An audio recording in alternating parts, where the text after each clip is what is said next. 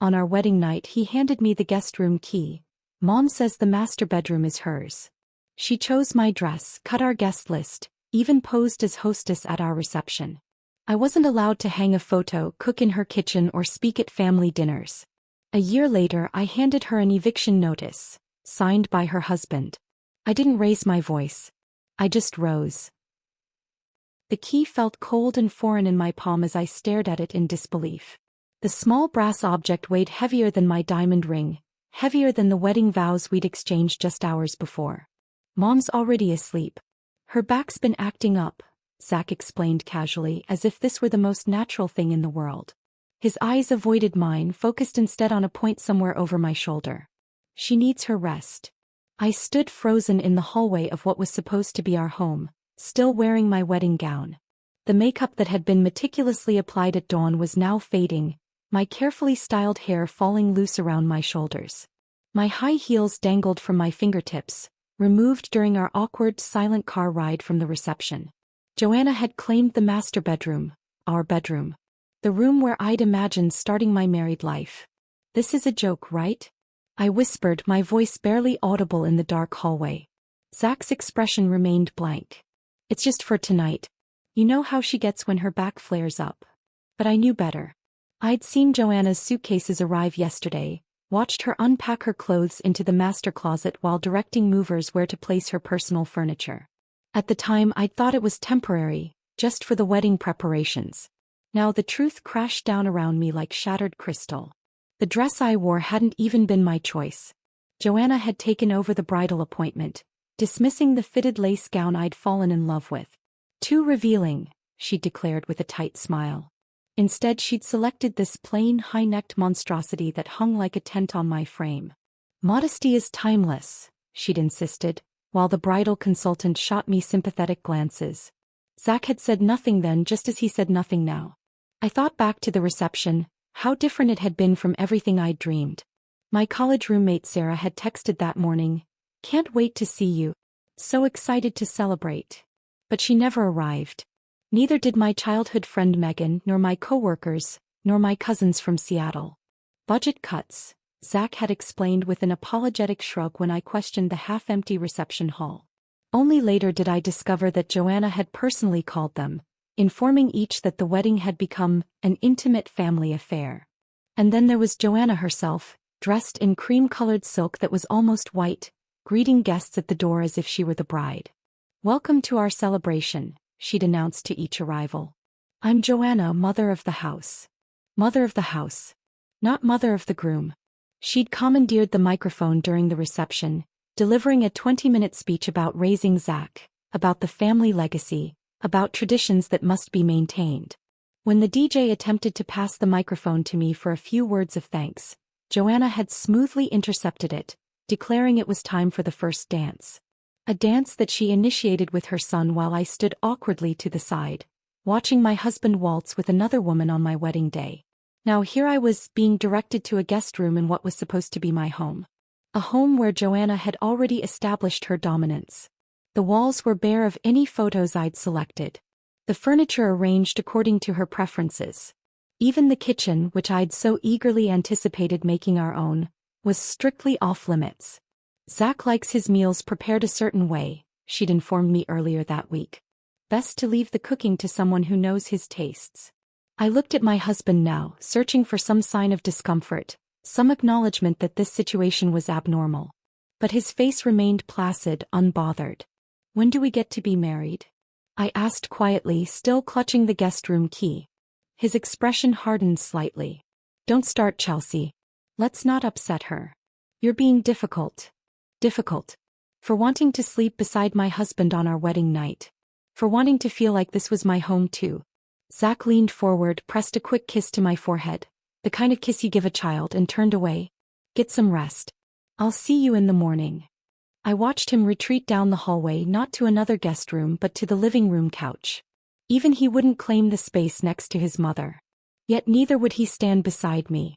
The guest room was impersonal and cold, decorated in beige and cream with generic landscape paintings on the walls.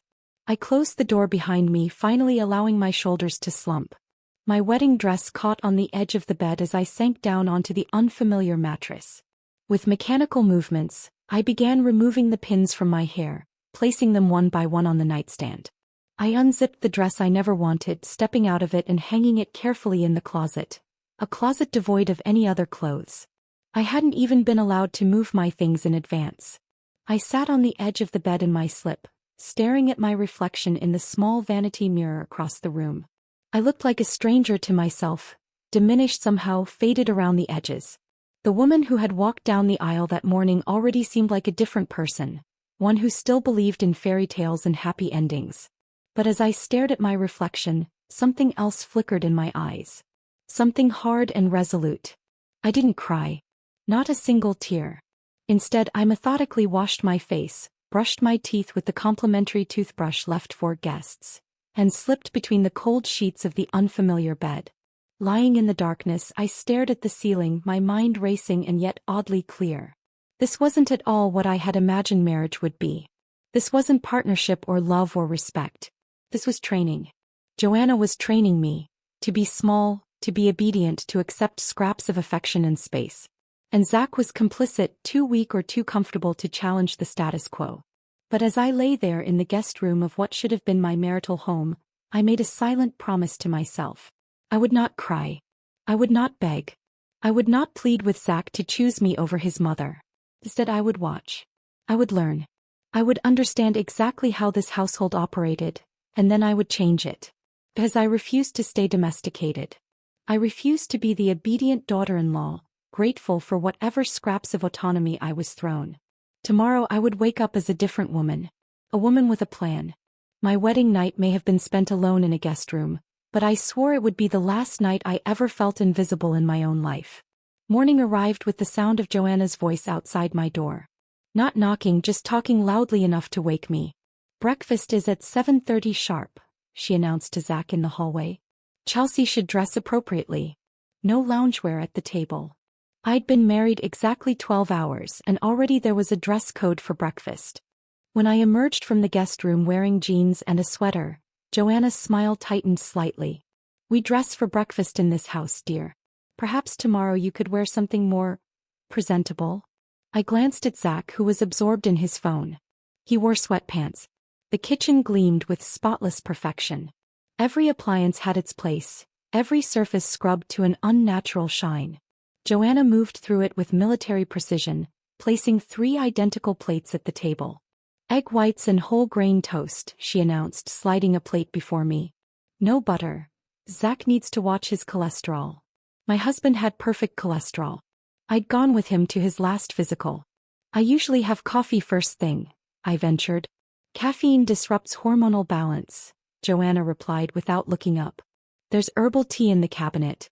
The green tin, not the blue. The blue is for digestive issues." She slid a small glass dish toward me containing 2 capsules and a vitamin. "Take these with water, not juice. The acidity interferes with absorption." I stared at the pills. "What are these?" "Just a women's multivitamin and some supplements for feminine health." The way she emphasized feminine made it sound like a disease. This became our routine. Each morning, Joanna would dictate what I should eat when I should eat it, and which supplements would fix whatever she had decided was wrong with me that day. "Your complexion looks dry. Fish oil capsules today. Your posture is slouching. Calcium and magnesium. You seem irritable. Must be hormonal imbalance." I began discreetly disposing of the pills in napkins. The rules extended beyond meals.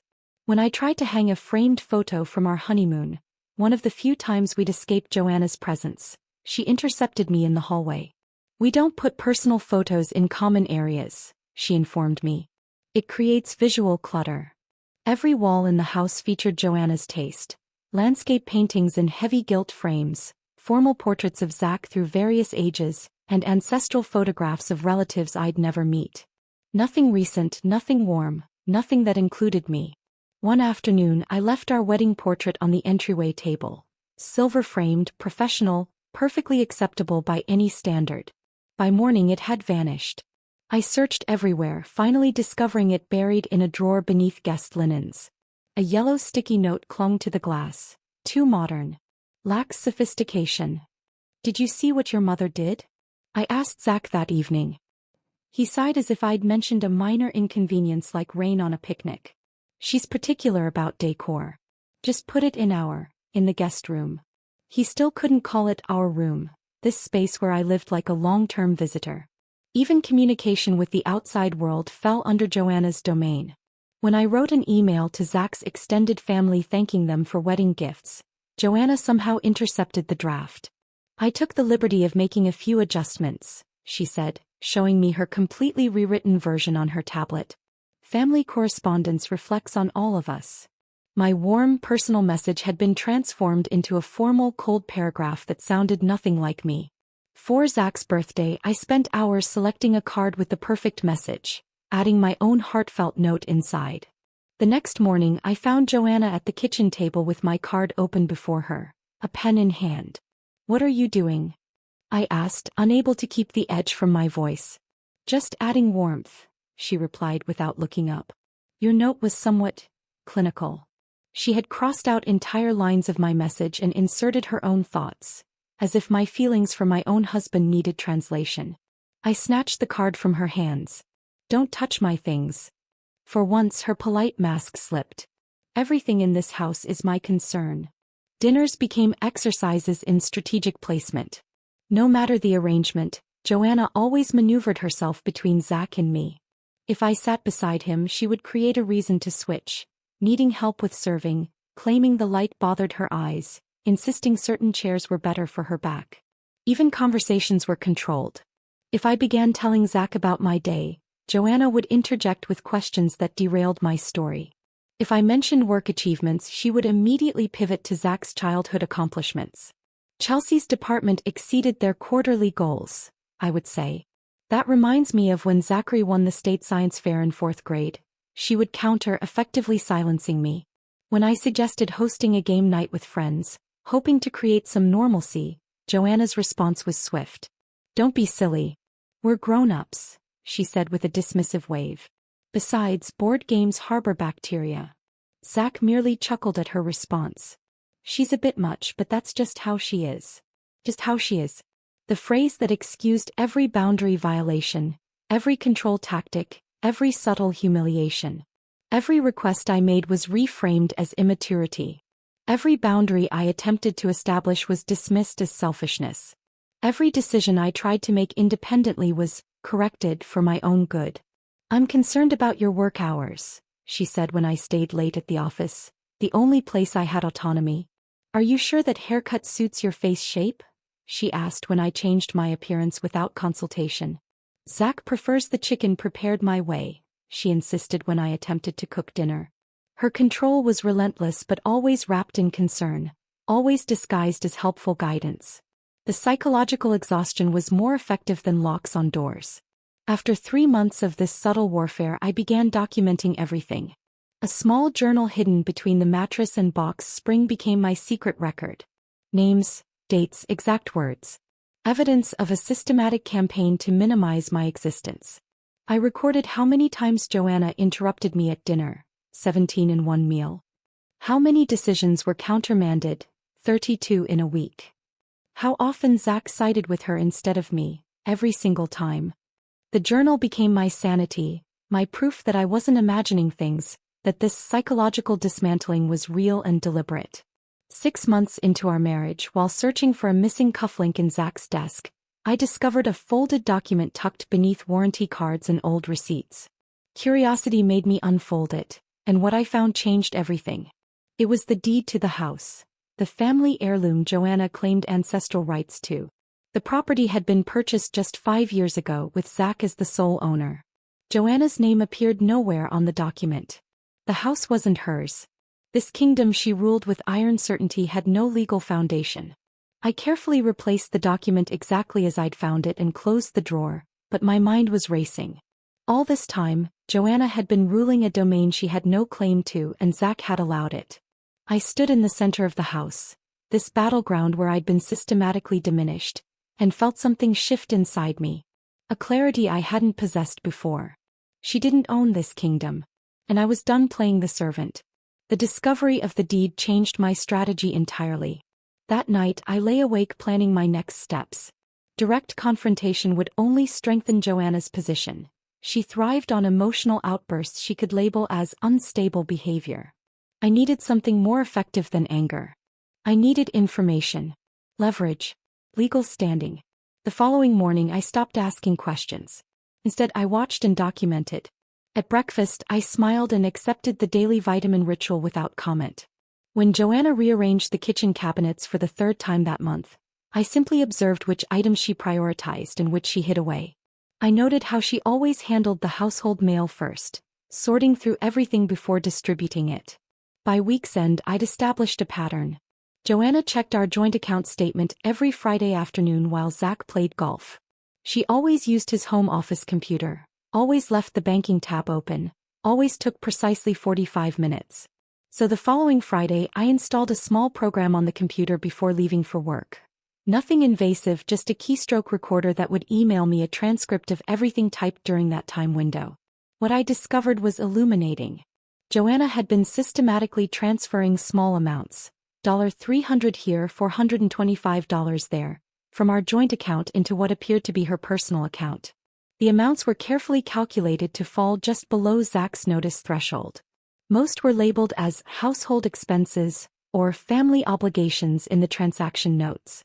Over 8 months of marriage, she diverted nearly $12,000 of our money. The transactions coincided perfectly with her spa memberships, luxury shopping sprees, and extended lunch dates with friends at exclusive restaurants. Expenses she'd claimed were covered by her personal savings. More disturbing were the documents I found bearing Zach's signature. Documents he'd never mentioned.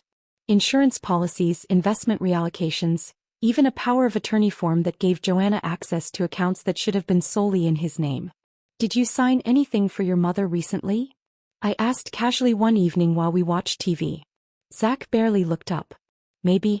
She handles that stuff. Less paperwork for me." "She's really good with signatures," I remarked. "Yeah, she's organized." He missed my meaning entirely. I arranged to work late the following Thursday, knowing Joanna attended her weekly bridge club. Instead of going to the office, I drove to a small law firm 40 minutes away, far enough that I wouldn't encounter any of Joanna's extensive social network. The estate attorney, Ms. Riviera, was a sharp-eyed woman in her 50s who listened without interruption as I laid out my situation. I showed her copies of the banking records, photographs of the house deed, and my detailed journal of Joanna's domestic regime. "So your mother-in-law has no legal claim to the property, yet exercises complete control over the household," she summarized. "Correct. And your husband enables this behavior?" "He was raised in it. He doesn't see it as abnormal." Ms. Riviera leaned back. "What exactly are you hoping to achieve, Mrs. Mitchell?" I thought carefully before answering. "I want what's legally mine as a spouse. Equal say in my own home. Financial security that can't be undermined. And I want my husband to make a choice. Our marriage or his mother's control." She nodded, making notes. "The property situation is straightforward.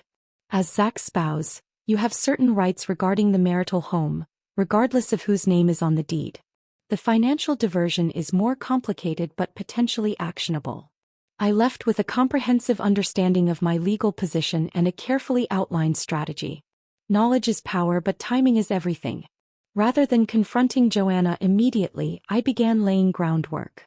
First, I opened a separate bank account at a different institution. Each payday, I diverted half my income into this private account, never mentioning it to either Zach or Joanna. Next, I enrolled in an online certificate program in property law and spousal rights, studying late at night in the guest room that remained my bedroom. Understanding the legal framework would protect me from Joanna's inevitable counterattacks. On the surface, however, I changed nothing. I continued baking cookies for dinner parties where I barely spoke. I smiled at Joanna's backhanded compliments about my appearance. I nodded politely when she rearranged furniture I had straightened. "Your hair looks almost professional today," she'd say. "Thank you," I'd reply without argument. "Perhaps next time use the good plates for company," she'd suggest after I'd spent hours preparing dinner. "Of course," I'd agree, never revealing my irritation. Each night, I updated my journal with new incidents, new financial discrepancies, new evidence of the psychological minefield I navigated daily. I began working progressively later hours, volunteering for special projects that required evening commitments. This served multiple purposes: additional income for my separate account, professional advancement that strengthened my independence, and legitimate reasons to be absent from Joanna's domain. After several weeks of my modified schedule, Joanna confronted me in the kitchen one morning. "You're never around anymore," she observed, eyes narrowed slightly. "Zach mentions how late you've been working." I arranged my features into an expression of earnest concern. "I'm trying to make myself useful. Contributing to our household. Your primary contribution should be here," she replied, gesturing to the immaculate kitchen she wouldn't allow me to cook in. "A wife's place is in the home." "You're absolutely right," I agreed, watching her suspicion dissolve into self-satisfaction. "I'll try to do better." I didn't change my schedule at all. But now she believed I was appropriately intimidated. Meanwhile, I was building, not just a financial safety net or legal knowledge, but a comprehensive exit strategy. Not from my marriage necessarily, but from the power structure Joanna had created. I documented which household items were purchased with joint funds versus Joanna's mysterious separate accounts. I photographed each room, establishing a record of the home's condition and contents. I carefully noted which furniture had been in the house before our marriage and which had been added since.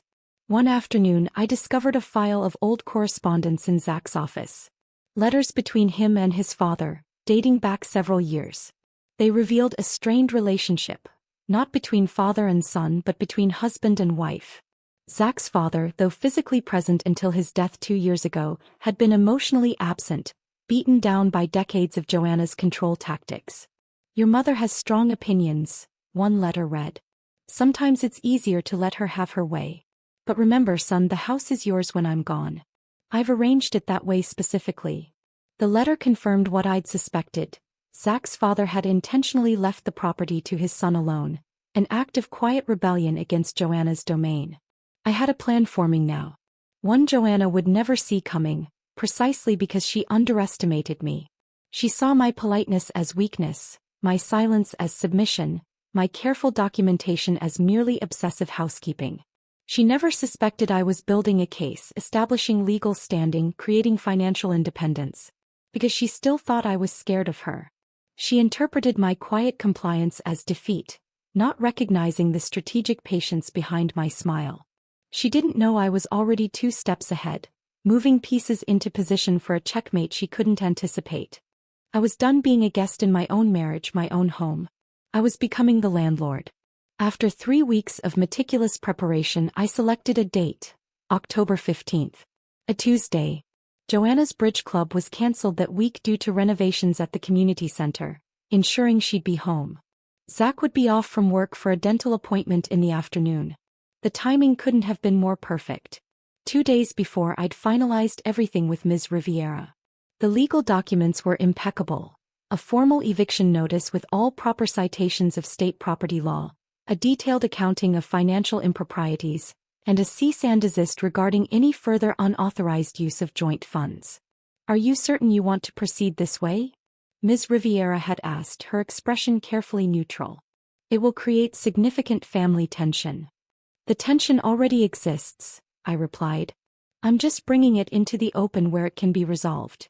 The courier service was scheduled for 7 a.m. prompt delivery, early enough that Joanna wouldn't have fully armored herself for the day, but not so early that she could claim harassment. The night before, I barely slept. Not from anxiety but from a strange, electric anticipation. After nearly a year of calculated submission, of documenting and planning and building my case, the confrontation I'd engineered was finally at hand. I rose at 5:30 a.m., showered and dressed with particular care, a crisp blue button-down, tailored black pants and low heels. Professional attire. Battle armor. I applied minimal makeup, pulled my hair back into a sleek ponytail and fastened small pearl earrings, a wedding gift from my parents. By 6:45, I had brewed coffee and was seated at the kitchen table with my laptop open, reviewing work emails as though it were any ordinary morning. The house was still quiet. Joanna typically emerged at 7:30, Zach closer to 8 o'clock. The doorbell rang at exactly 7:10 a.m. I remained seated, taking a deliberate sip of coffee. The doorbell rang again. I heard shuffling from the master bedroom, then Joanna's voice, sharp with irritation. Who on earth is calling at this hour? Footsteps approached the front door. Joanna in her silk robe, hair still in curlers, face creased with sleep and annoyance. I angled my chair slightly to observe the entry hallway while pretending to focus on my screen. She pulled open the door. Yes. The courier, a young woman in a navy uniform, consulted her tablet. Delivery for Joanna Mitchell? That's me, Joanna replied, her voice softening slightly. She'd always modulated her tone for strangers, maintaining the facade of genteel respectability. Sign here, please. The courier extended her electronic tablet. Joanna scrawled her signature, accepted the crisp manila envelope, and closed the door. She examined the delivery, turning it over in her hands as she walked toward the kitchen. Her eyes narrowed when she saw me. You're up early. I smiled. Big day at work. Joanna glanced at the return address label on the envelope, her brow furrowing. Rivera and Associates Legal Services? What is this? Why don't you open it and find out? I suggested, my voice neutral. She slid her finger beneath the flap, extracted the documents, and began reading. I watched as comprehension dawned across her face. Confusion, disbelief, then mounting anger. Her hands began to tremble. What is this? I set down my coffee cup with deliberate precision. It's a formal eviction notice. 30 days to vacate the premises. Your name isn't on the deed. This is my home, she shrieked, color flooding her face. No, I replied calmly. You've just been squatting with a dominant personality. The sound of Joanna's raised voice brought Zach stumbling from the guest bedroom, hair disheveled, still in his pajamas. What's going on? Your wife has lost her mind, Joanna sputtered, thrusting the papers toward him. Read this. Zach blinked, confused. Chelsea, what are you doing? Correcting the power imbalance, I said simply. He skimmed the document, his expression shifting from confusion to shock. You're kicking my mom out? I'm removing someone who's made my life unlivable, I clarified. The house is in your name. I just filed the motion. Joanna turned to her son, tears suddenly welling in her eyes. Tears I'd never seen before, not even at the funeral of her husband. Zach, you can't let her do this. This is my home. Our family home. It's not, I countered, rising from my chair. The deed is solely in Zach's name. The property was transferred to him by his father 5 years ago. I turned to Zach. Did you know your mother has been claiming ownership of a house that legally belongs to you alone? Zach's eyes darted between us, confusion evident. Dad left it to me, but Mom's always lived here. It's her home too. By courtesy, not by right, I replied. A courtesy she's never extended to me, despite my legal standing as your wife. Joanna's panic was transforming into rage. Her facade of control crumbled completely as she realized the extent of what was happening. You manipulated him. You dug through private papers. You schemed behind our backs. I documented everything, I replied, voice level. All your unauthorized spending from our joint account. Your interference in every aspect of our marriage. Your systematic campaign to isolate and diminish me in my own home. It's all there in the filing, with dates, amounts, and witnesses. After everything I've done for you, she hissed, switching tactics. Taking you into my home, guiding you, teaching you how to be a proper wife. Gratitude is earned, not demanded, I cut her off. And this was never your home to take me into. She turned to Zach, her final bastion of support. Are you going to let her do this to your mother? Your own flesh and blood. For the first time since I'd known him, Zach didn't immediately leap to her defense. He stood in the hallway, the eviction notice hanging limply from his hand, gaze shifting between the two women before him. His silence was deafening. In that moment, the power dynamic that had defined our household for a year visibly shifted. Joanna, sensing her son's hesitation, let out a sound between a gasp and a sob. She snatched the papers from his hand and stormed toward the master bedroom, the room that had never been mine despite my marriage certificate. The door slammed with enough force to rattle the pictures on the wall. One fell, the glass cracking as it hit the floor, a formal portrait of Joanna in younger days. Zach stood frozen, staring at me as if seeing me for the first time. You really did this? Without talking to me first? Would you have listened? I asked quietly. Or would you have warned her, defended her, convinced me to endure another year of psychological warfare in my own home? He had no answer. I picked up my coffee cup and returned to my seat at the kitchen table. She has 30 days to find alternative arrangements. The documentation includes a full accounting of funds she's diverted from our account, funds she'll need to repay. There's also a cease and desist regarding any further unauthorized use of your name on legal documents. What do you expect me to do? He asked, voice hollow. I expect you to decide what matters more, your marriage or your mother's control. I took a sip of coffee, now lukewarm. You have 30 days to figure that out too.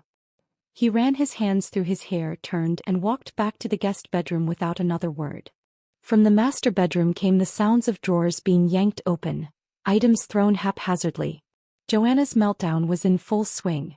I remained at the table, outwardly calm despite the adrenaline coursing through my veins. For the first time in our marriage, I had seized control of the narrative. I had reclaimed space in a house where I'd been systematically erased. Joanna had 30 days to vacate. Zach had 30 days to choose. And I, for once, had the floor plan and the upper hand. The day after the eviction notice, Zach left for work without speaking to me. When he returned that evening, he attempted to act as though nothing significant had happened, as if the legal documents, his mother's rage, and the fundamental shift in our household were merely a minor domestic disturbance that would soon blow over. He found me in the living room, laptop open, reviewing work presentations.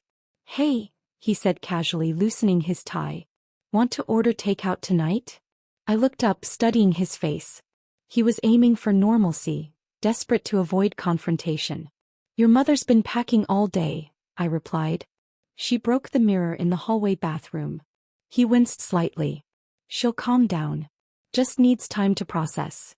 Process what? That her illegal occupation of your property is ending. He sank onto the couch opposite me. You could have warned me about all this. I did, I said quietly. Dozens of times over the past year. Every time I told you I was unhappy, every time I asked for space or respect or simply to be acknowledged in my own home. That's different. He ran his hands through his hair. You didn't say you were planning to kick my mother out with legal papers. Would you have supported me if I had? His silence was answer enough. You could have gone easier on her, he finally said. Given her more time to adjust. She didn't go easy on me when she erased my voice for a year. I closed my laptop. She didn't give me time to adjust when she took over our wedding, our home, our marriage. Zach's expression darkened. He had expected me to apologize, to soften, to cave as I always had before. Instead, he found himself facing a woman who would no longer bend. He sulked for the next few days, alternating between strained politeness and wounded silence. He began spending evenings at a local bar, returning home with the scent of whiskey clinging to his clothes. I wasn't looking for comfort or validation from him. Those needs had withered months ago, replaced by something harder and more enduring, self-reliance. 5 days after the eviction notice, we had our first real conversation about the future. I found him in the kitchen, staring into the refrigerator with unfocused eyes. We need to talk about what happens next, I said. He closed the refrigerator door. What do you want me to say? You've made all the decisions already. I've made one decision, that I deserve basic dignity in my marriage. Everything else depends on you. On me. He laughed bitterly. How is any of this my choice? You're forcing me to choose between my wife and my mother. No, I countered. I'm asking you to choose between being my husband or her echo. There's a difference. He leaned against the counter, suddenly looking exhausted. I love you both, he said. That's not love, I replied. That's cowardice. Love requires courage. The courage to stand up for someone, to prioritize their well-being, to protect them when they're being harmed. She's my mother, he said, as if that explained everything. And I'm your wife. The woman you promised to cherish and protect. Did those vows mean anything to you? He had no answer. Meanwhile, Joanna had adopted a new strategy. Rather than packing efficiently to meet the 30-day deadline, she dragged the process out deliberately, opening a few drawers each day, sighing loudly, occasionally dropping items or slamming doors to ensure we noticed her martyrdom. She attempted to engage me several times, alternating between tearful appeals, after all I've sacrificed for this family, and veiled threats. You have no idea who you're dealing with. I responded with polite disinterest, refusing to provide the emotional reaction she sought. With Zach she was more calculated. I would find them huddled in conversation that abruptly ceased when I entered a room.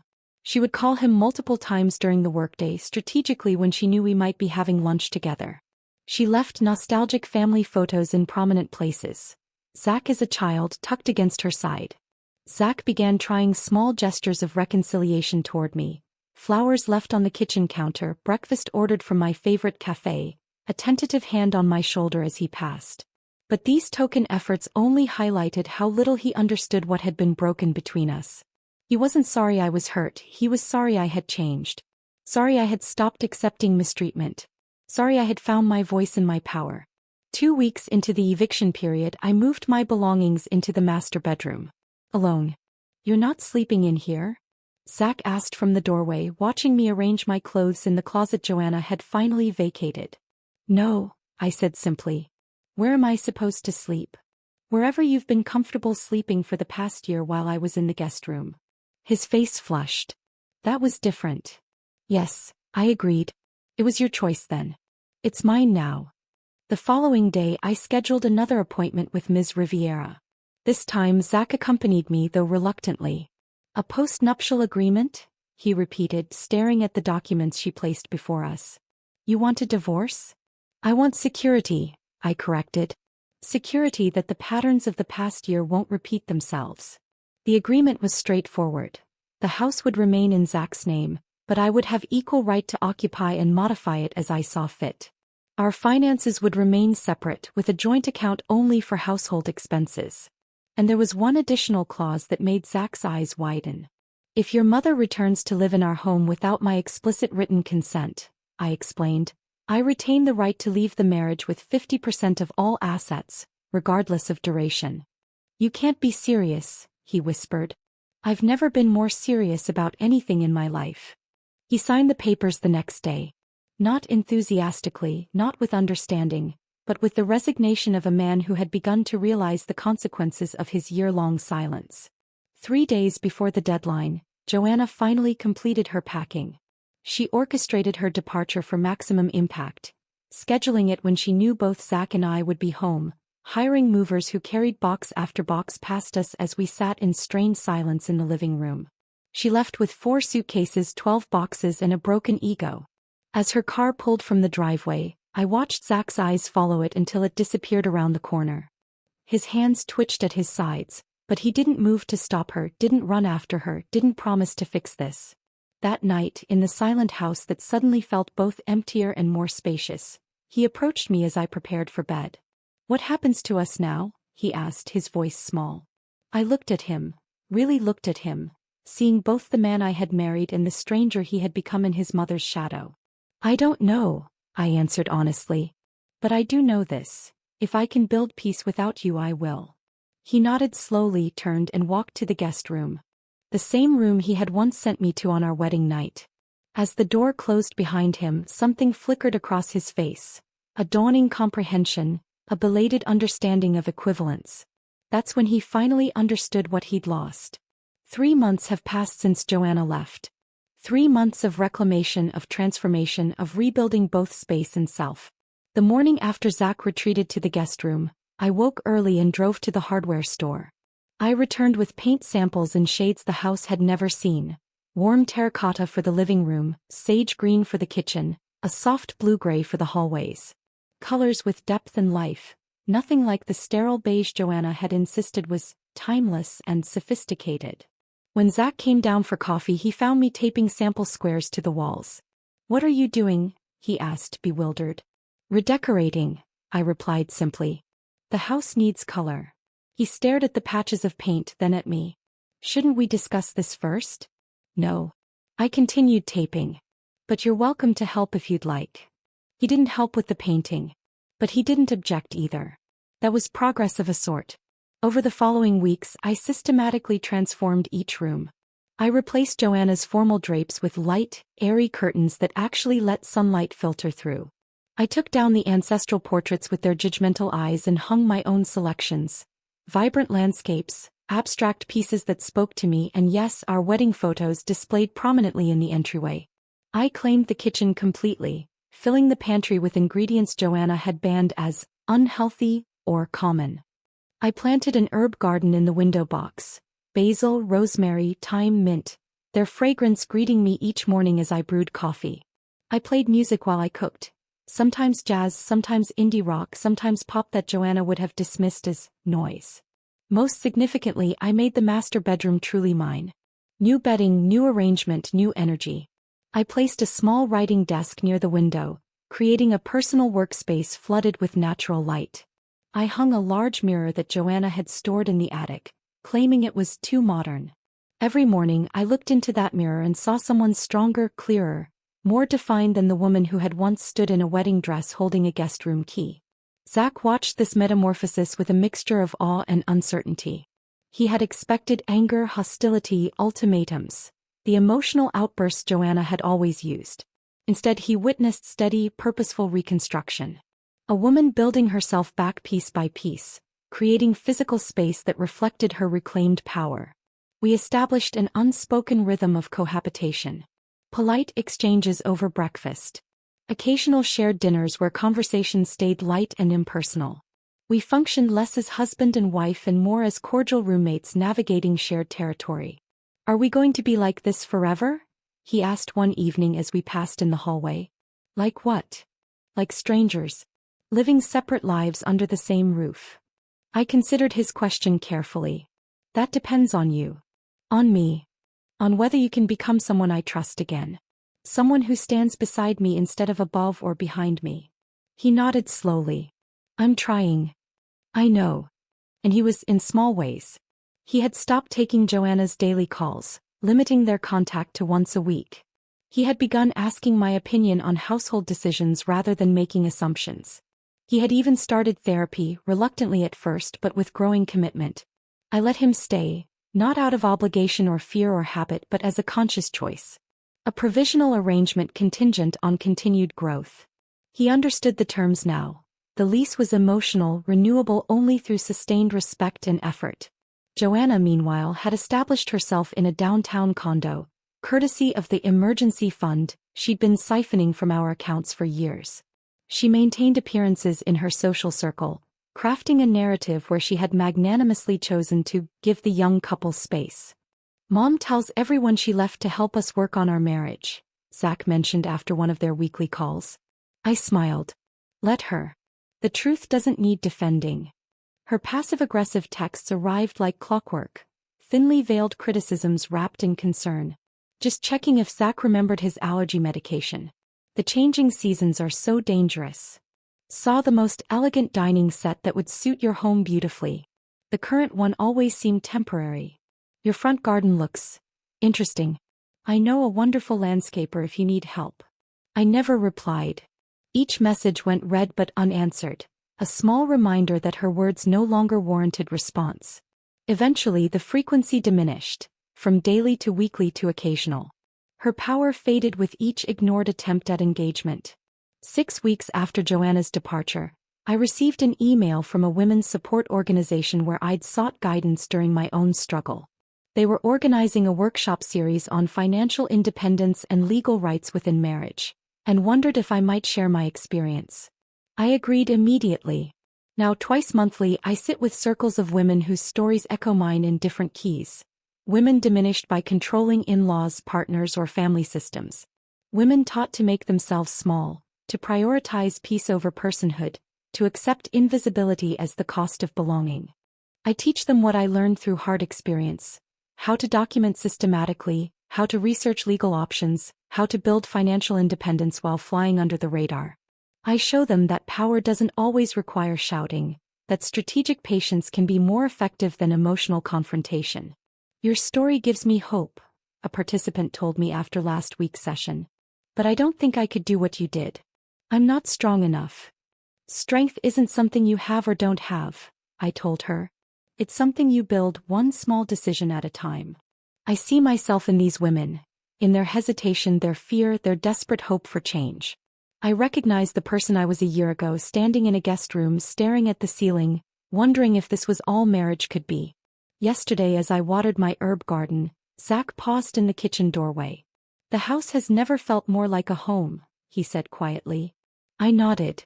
Because it finally is one. My story isn't a fairy tale with villains vanquished and a prince who saves the day. It's not about dramatic confrontations or tearful reconciliations.